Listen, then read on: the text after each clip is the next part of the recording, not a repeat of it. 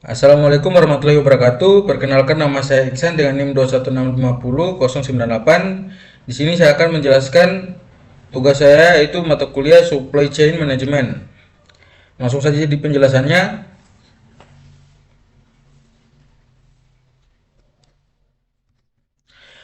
Yang pertama, supply chain management atau SCM atau manajemen rantai pemasok merupakan sebuah sistem integrasi antara fungsi maupun lintas organisasi dalam hal produksi dan mengatur dan mengantar produk ke pelanggan distribusi.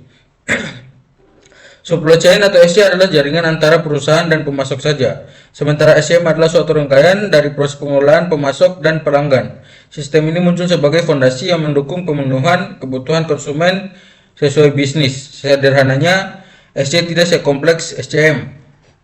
Materi pembahasannya: strategi SC, kedua perancangan produk baru dalam perspektif SCM, 3 konfigurasi jaringan SC, 4 pengelolaan permintaan dan perencanaan produksi, 5 mengelola persediaan pada SC, 6 manajemen pengadaan, 7 manajemen transportasi dan distribusi, 8 distorsi informasi dan bullwhip effect, 9 pengukuran kinerja SC, 10 teknologi informasi dalam manajemen rantai pasok, 11 mengelola pasok global. Langsung saja ke materi pertama, strategi pemasaran. Strategi rantai pasokan adalah serangkaian keputusan yang dibuat oleh perusahaan untuk mengelola aliran barang, informasi, dan jasa dari pemasok ke pelanggan. Strategi ini bertujuan untuk meningkatkan efisiensi, efektivitas, dan daya saing perusahaan. Kedua, perencanaan produk baru dalam perspektif SCM. Perencanaan produk baru dalam perspektif SCM adalah proses untuk mengembangkan produk baru dengan mempertimbangkan aspek-aspek rantai pasokan.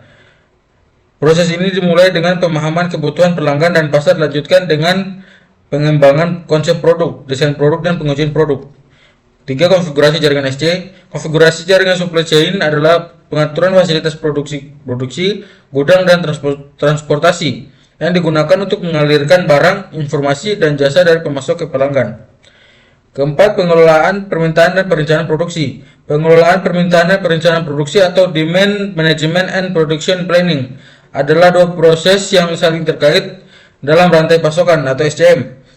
Pengelolaan permintaan adalah proses untuk memperkirakan dan mengelola permintaan produk atau jasa dari pelanggan. Perencanaan produk adalah proses untuk menentukan jumlah produk atau jasa yang perlu diproduksi untuk memenuhi permintaan. Keempat, mengelola persediaan pada SC. Kelima, mengelola persediaan pada SC. Mengelola persediaan pada SC atau supply chain adalah aspek penting untuk memastikan kelancaran operasional dan kepuasan pelanggan. Keenam, manajemen pengadaan. Manajemen pengadaan adalah salah satu fungsi penting dalam supply chain. Manajemen pengadaan yang efektif dapat membantu organisasi untuk mengurangi biaya, meningkatkan efisiensi, dan meningkatkan kepuasan pelanggan. Kemudian, manajemen transportasi dan distribusi. Manajemen transportasi dan distribusi adalah salah satu fungsi penting dalam supply chain atau SC. Manajemen transportasi dan distribusi yang efektif dapat membantu organisasi. Kemudian, distorsi informasi dan bullwhip effect.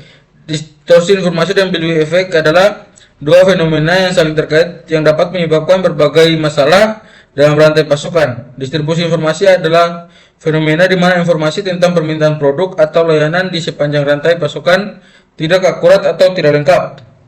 Kemudian, pengukuran kinerja. Pengukuran kinerja rantai pasokan atau SC adalah proses mengukur dan mengevaluasi efektivitas dan efisiensi rantai pasokan. Pengukuran kinerja yang efektif dapat membantu perusahaan.